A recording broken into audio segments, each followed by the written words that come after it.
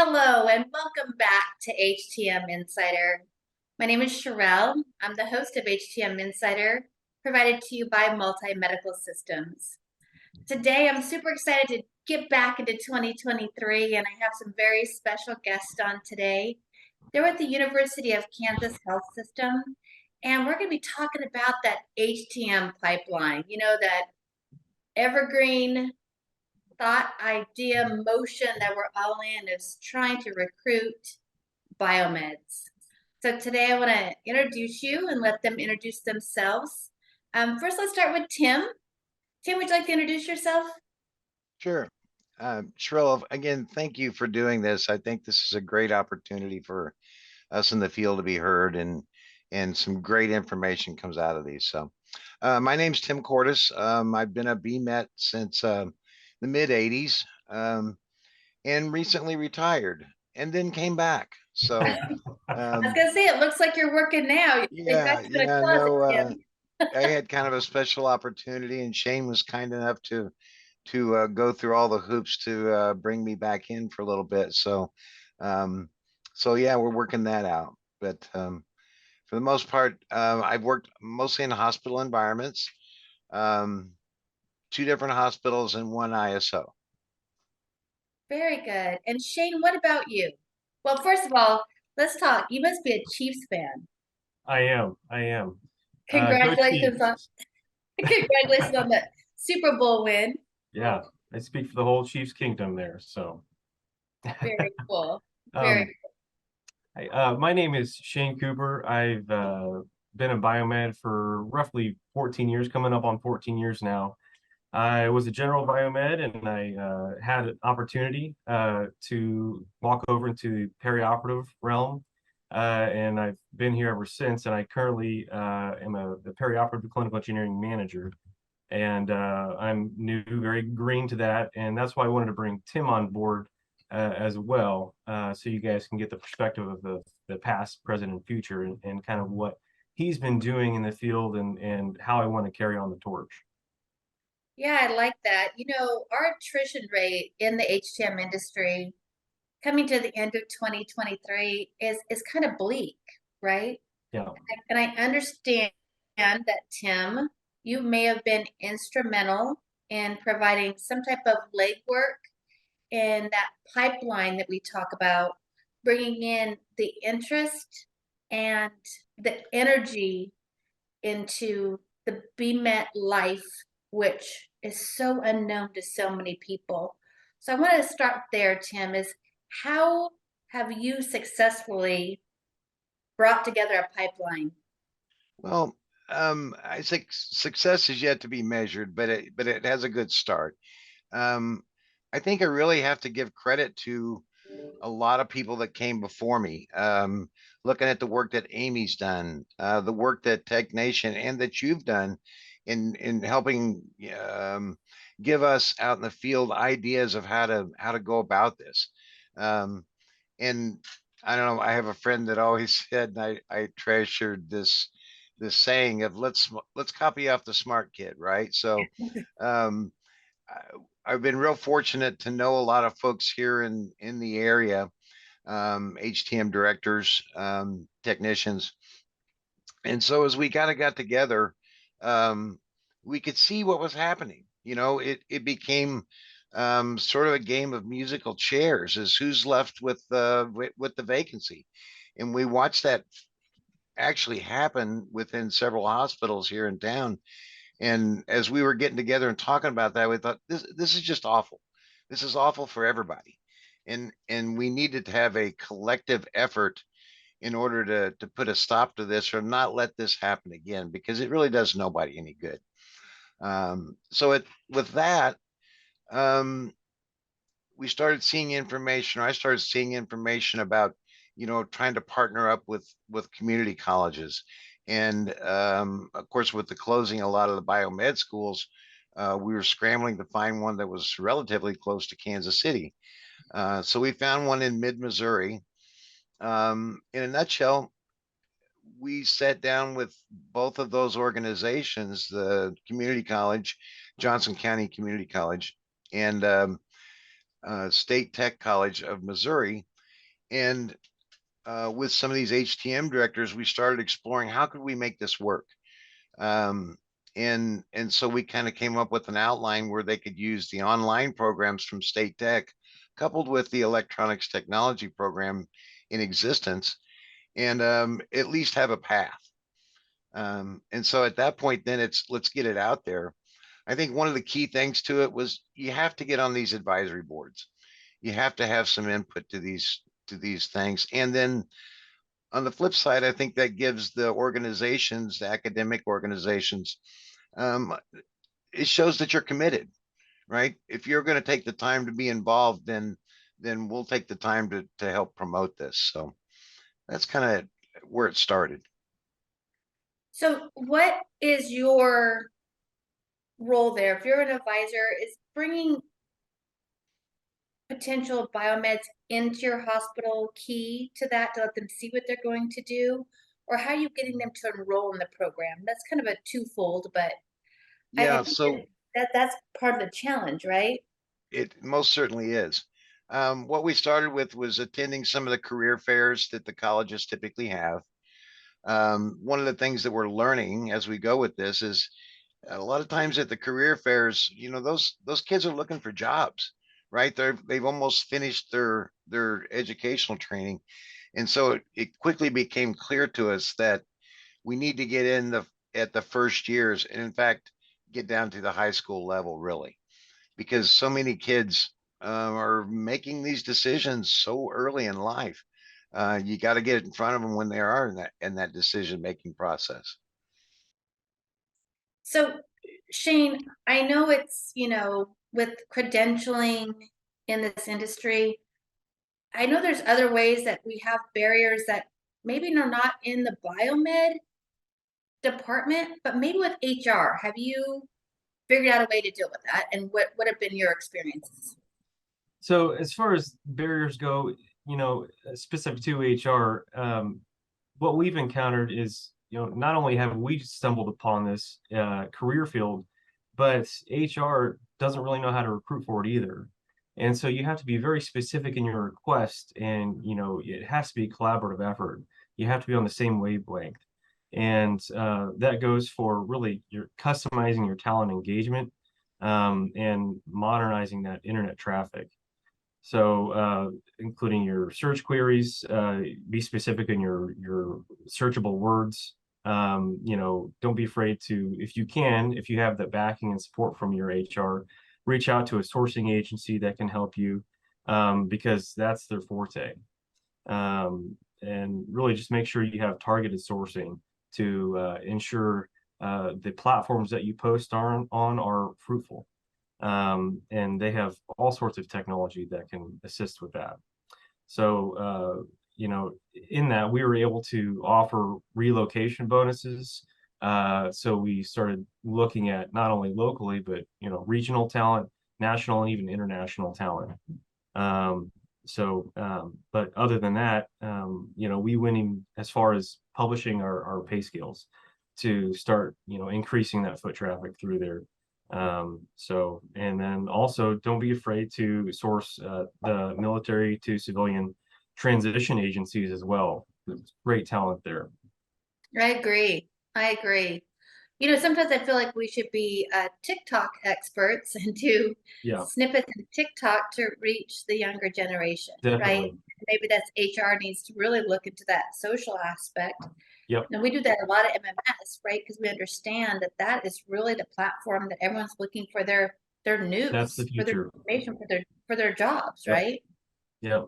And what we've also done to segue in that is we've started making videos in simple troubleshooting techniques, or issues that we stumble upon. We will post videos, and just so students and the younger generations have some insight as to what our career field is all about. I agree 100%. I really think you need to have Tim do a TikTok. That I would pay to see. That, that may be a stretch, but you never know. I think it'd be great, Tim. Well, Yeah, that's a great insight and a great reminder, Shane, to our audience here is really collaborating with HR on the efforts for recruitment of biomeds and interest in the career field. I like it. Yeah.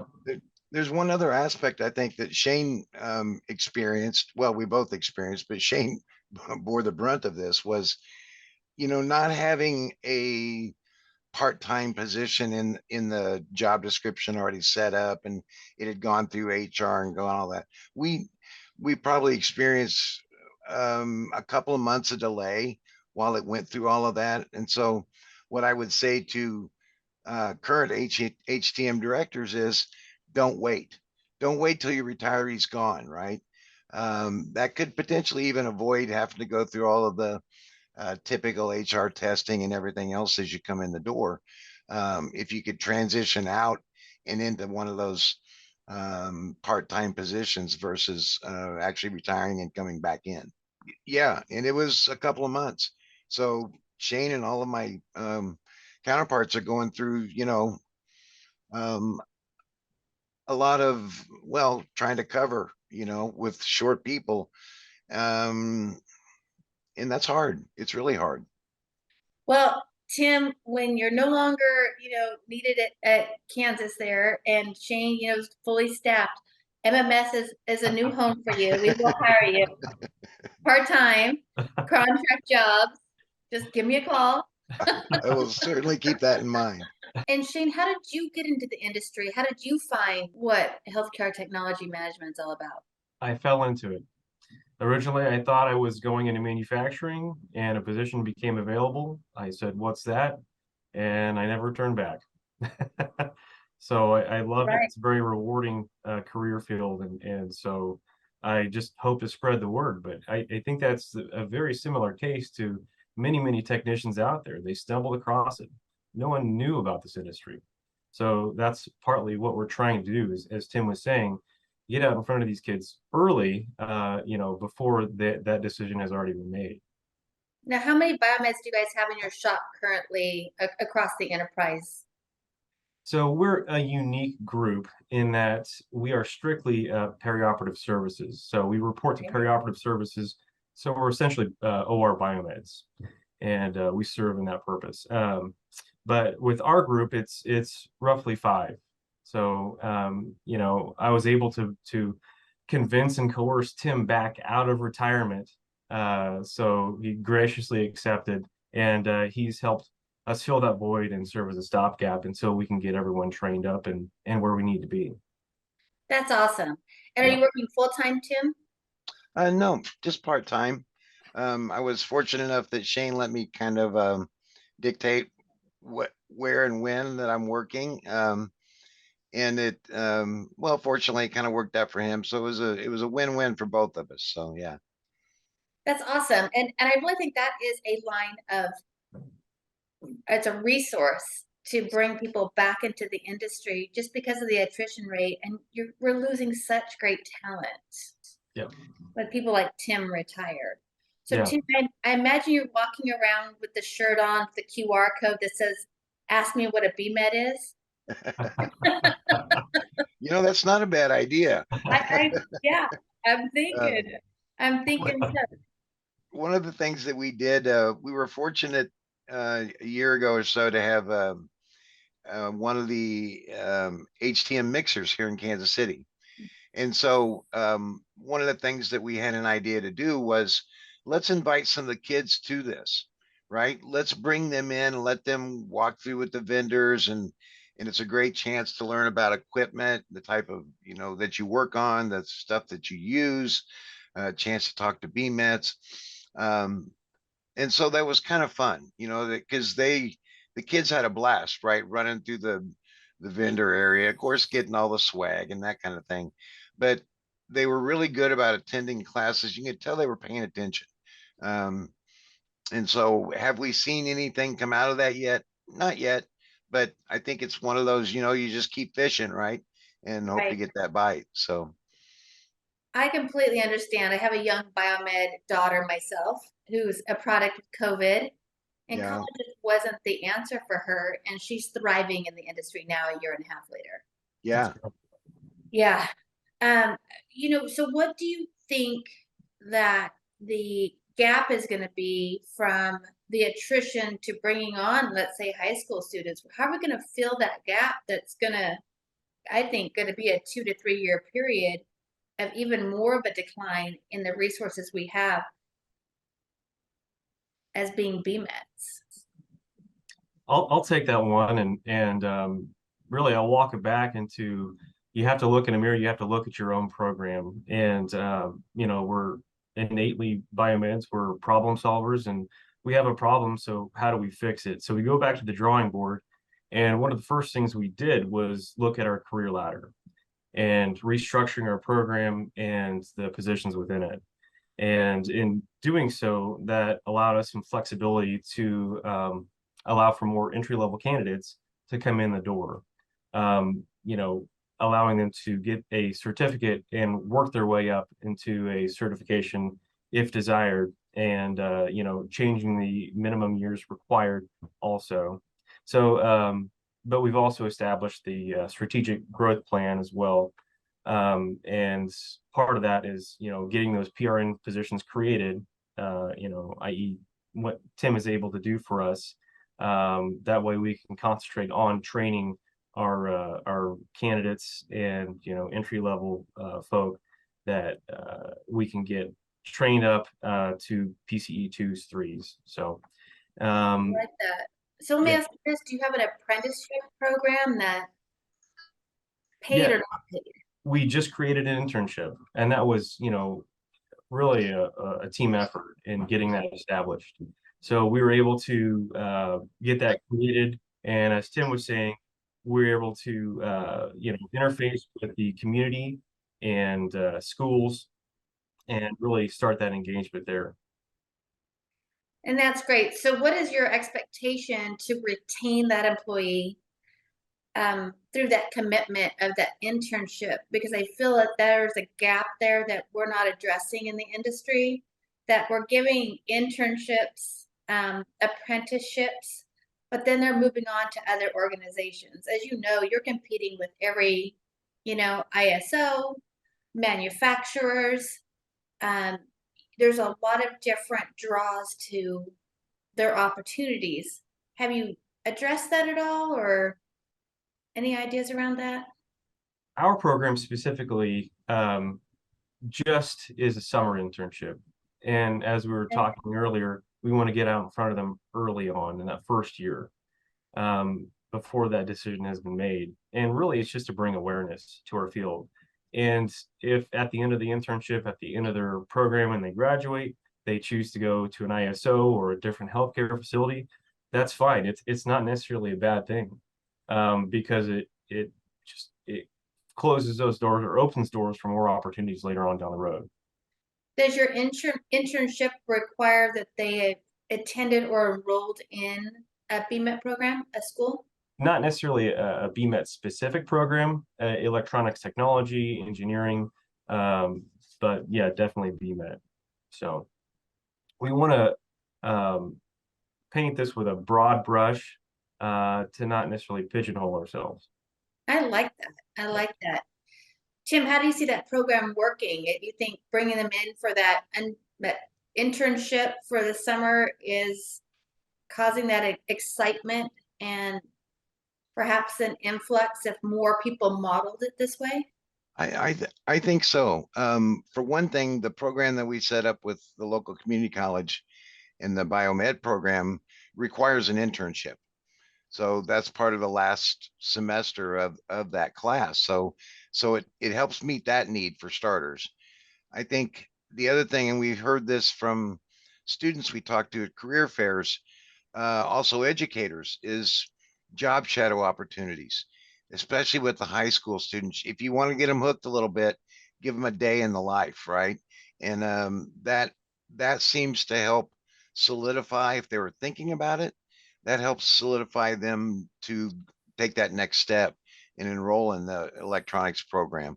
I think the way Shane's approached it is perfect, in that you could take it from either source, right? Either bringing a guy up that had some electronics background, gal, or somebody that is already in a program and trying to find a job. I think what he said about not pigeonholing himself is the perfect approach with that, honestly. So let me ask you this, guys. So with all the restrictions, I mean, we came out of COVID, don't know if we're going to go back into a COVID. And I know as a vendor, sometimes it's even hard for myself who's credentialed and vaccinated. How do you get over that hump, getting high school students, early college students into the hospital, shadowing you or in a program? Do you find any barriers? We haven't yet, but it's still new. So there's barriers everywhere you look, but we have to just keep pushing forward.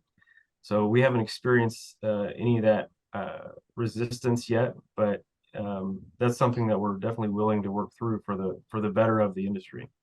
Yeah, I think that's a great idea. I mean, it's something that you think about it. I really think this is something that we could talk to Amy about. I think the job shadowing, coming from even having my own daughter and her at the time, her boyfriend, where they were like, "What is a BMed?"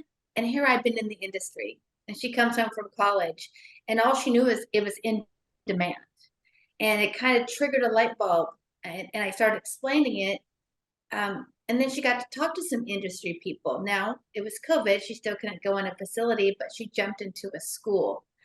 I think that we are missing that field trip opportunity. Yeah. I think it's a key to it. And I get that from again talking to counselors and educators that's what kids are telling them. Well, I want to go see it. I want to be part of it. I want to understand it more.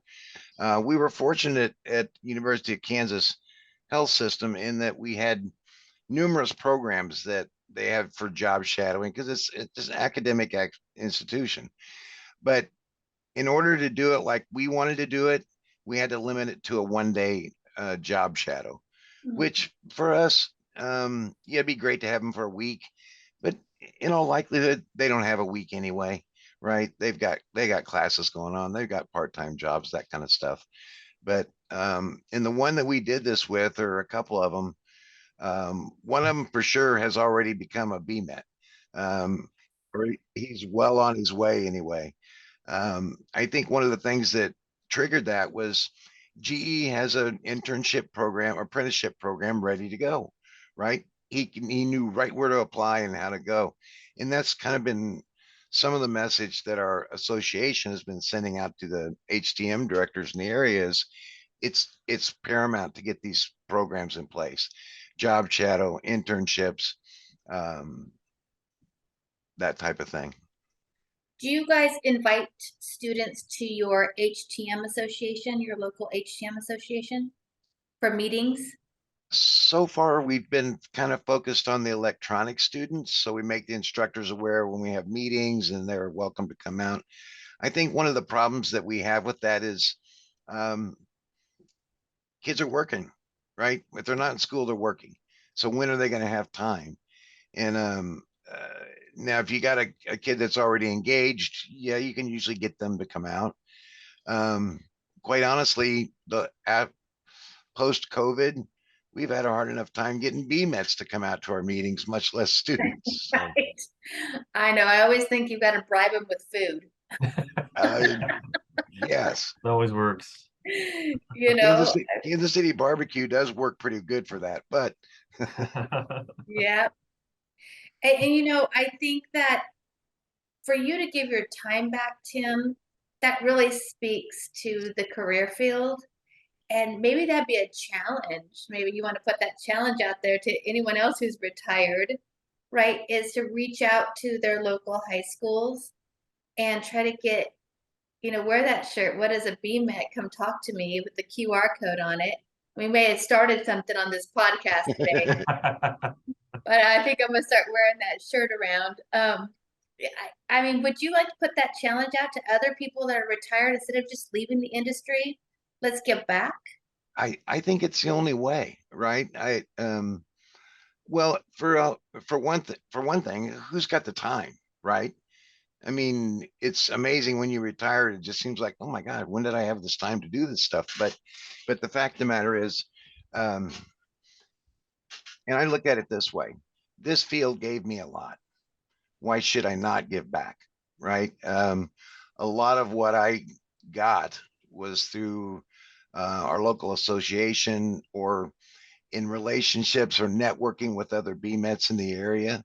And why not encourage that? Why not keep that going? So That's awesome. That's awesome. I might put that out there. Maybe that's something that Danielle, my friend Danielle and Amy might, yeah, we might have some encouraging, push behind that movement. there's it was interesting because in the HTM mixer that we did, Mhm. she actually came down and helped me present to those students. She's So awesome.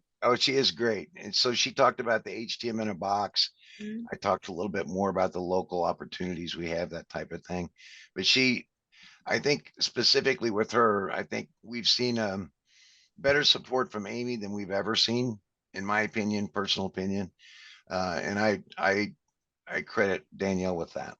Yep. She's an awesome human. Hmm. Well, guys, so we're kind of coming to the end of our podcast, and I did root for the Eagles, but had to. It's going to be a son-in-law, right?